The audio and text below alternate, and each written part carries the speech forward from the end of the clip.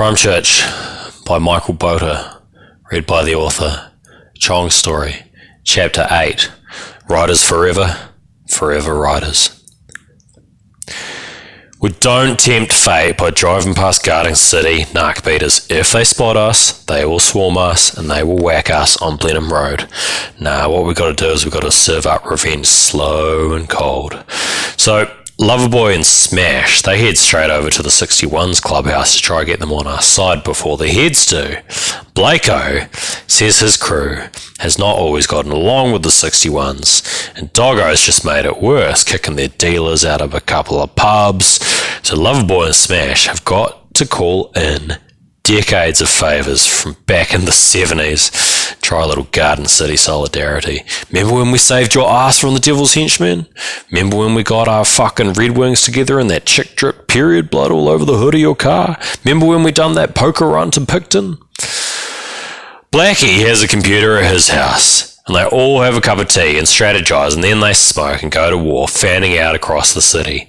Doyley from Auckland could have been a target. Luckily, he's got on his plane to go toss out Patches and Welly, so bashing him is out of the question. And it's a lucky thing too, because we wouldn't have wanted to whack out Doyley. He's just doing his job in a way. Still, Auckland should have stayed in Auckland. The first ruckus is on a Saturday morning, a week after the patch over has failed and war's broken out. The dregs of the Epitaph Riders have formed a temporary bridging club called the Last Laughs, because they're not allowed to call themselves heads until all our political shit is ironed out. The headhunters themselves have left 2 or 3 patch members in Christchurch to supervise the transition. Our boy Huck is dropping his girls off for a game of Pee Wee League at Hoonhay Park when he sees this Last Laughs hang-around called Lachlan dropping off his son, and his blood starts fizzing. Huck is old school. He's always carried a chain around his fat, pillowy gut. Huck struts across the field, he later tells us, walks right through Lachlan's kid's game and points his finger in young Lachlan's face and says, "You better not have burned your patch, you fucking dog." Lachlan spits in Huck's eyes and they fall to the muddy grass and wrestle, and Lachlan's little boy comes over and starts putting the boot in. So that's 1 down for me and the old men. But the score is just getting started. Next ruckus is at this children's competition for 4-eyed faggots called Candamaths. They have it in the Expo Pavilion. And what happens is our boys see some of the Last Laughs traders dropping their miniature geeks off, and Blackie hits a calculator at this headhunter, walking his son onto the stage to get a plastic medal, and you know what? It is on. 2 big units rolling across the floor growling, while little nerds shriek and wet their pants and knock over big displays of like maths charts and graphs and fucking geometrical designs. Blackie manages to get Auckland in an arm bar and then kneel on his neck till he goes to sleep, so that's a good result. There have been 4 scraps, and we won 2 out of 4. So that's not bad, we won half. Doggo's crew of young goons are younger and fitter than us though, so yeah, it's a bit unfair. The oldies are lucky they got Chong on their side. Next scrap is there's a swap meet out at Ruapuna Speedway. Big ruckus there. Fink gets stomped pretty bad, one of that actually. 2 of the tats on his head get scraped off. 61s tell us later that Fink took a roundhouse kick to the face from some doggo prospect they call Bruce Lee. He's real good at Taekwondo. As soon as Fink went down, they grabbed a typewriter off some old lady's fucking antiques table and broke it over Fink's head, and kids were crying and they had to call the race off and whatnot. It all turns into a busy couple of months. No corner of the city is safe. There's a shootout in the groins and I have to take a dive in a lake.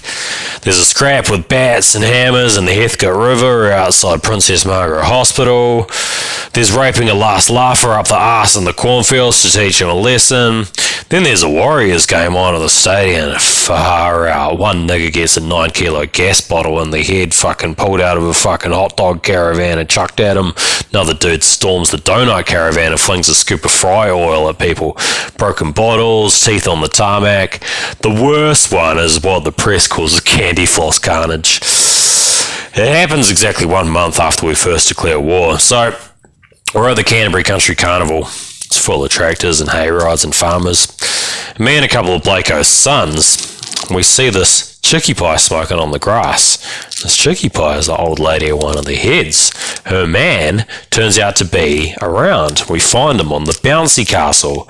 So me and Blakeo's oldest boy, we lift this candy floss machine off its stand. It's just a fucking kettle of boiling pink sugar, basically. And we go 1, 2, and on 3, we hiff the sticky pink napalm into the bouncy castle, and this fat fuck runs out screaming. He's not a head, that's a mistake I feel a little bad about. But this other fucker, this big grizzly blonde skinhead looking cunt, comes storming out of his bouncy bastion right at me, fucking right directly at me.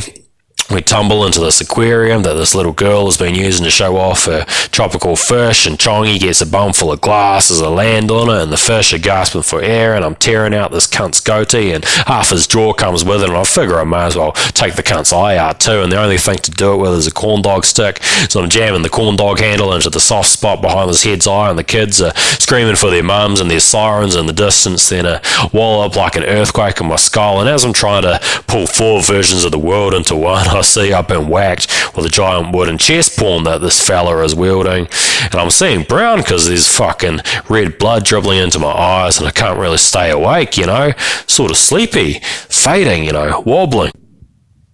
I wake up in some motel clutching a cricket bat with nails hammered into it. I don't remember getting here. Blakeo's son is peering out the window with his left fingers. His right hand is wrapped up in a sling. Looks like he's taken a hiding. He dumps a heavy weekend press newspaper on my lap. The newspaper hits my sore bits and I cringe. I must be all bruised up. There's boot prints all over my jeans. The headline in the paper releases an orgasm from deep under my stomach. Gala biker brawl, candy floss carnage. Smaller headline beneath the story with mugshots of Doggo and Blako. Operation Underdog, it says. Police target brawling bikers.